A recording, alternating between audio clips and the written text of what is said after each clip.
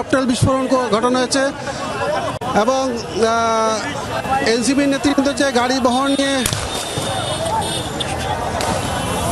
কিছু গাড়ি যেতে পেরেছে, কিছু গাড়ি আটকে পড়েছে। আইনশৃঙ্খলা রক্ষাকারী বাহিনীর সদস্যরাও আটকা পড়েছে। তাদের উপরে ব্যাপক হামলা করা হচ্ছে চৌরিঙ্গ মোড়ের আশপাশের বিভিন্ন অলিগলি থেকে। আইনশৃঙ্খলা বাহিনীকে অনেকটা অসহায় আমরা দেখতে পাচ্ছি। এতটা অসহায় অনেকদিন আমরা দেখিনি।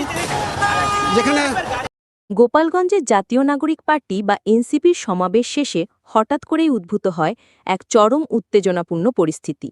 শহরের বিভিন্ন অংশ শুরু হয় গোলমালের খবর। পথচারী, স্থানীয় বাসিন্দা এবং সংবাদকর্মীদের মধ্যে মুহূর্তেই শহরের পরিবেশ অস্থির হয়ে ওঠে।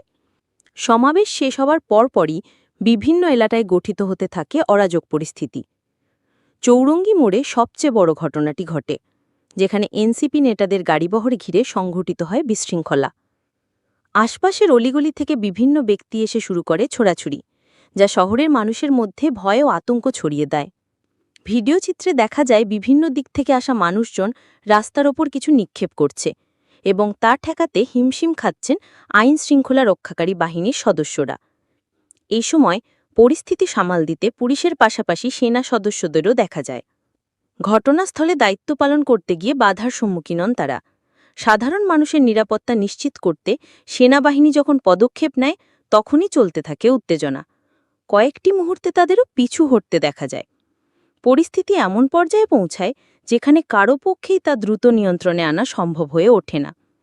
নানা সূত্রে জানা গেছে, এই ঘটনায় এনসিপির কয়েকজন গুরুত্বপূর্ণ নেতা নির্দিষ্ট জায়গায় আটকে পড়েছেন, যদিও তাদের নিরাপত্তা নিশ্চিত করতে সংশ্লিষ্ট কর্তৃপক্ষ চেষ্টা চালিয়ে যাচ্ছেন।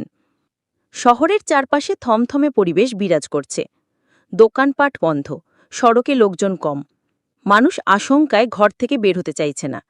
প্রশাসন শান্তি ফিরিয়ে আনার জন্য সর্বোচ্চ চেষ্টা করছে এবং সব পক্ষকে শান্ত ও সংযত থাকার আহ্বান জানানো হয়েছে। প্রিয় দর্শক, এই ছিল আজকের বাংলা 24 চ্যানেলের সর্বশেষ নিউজ।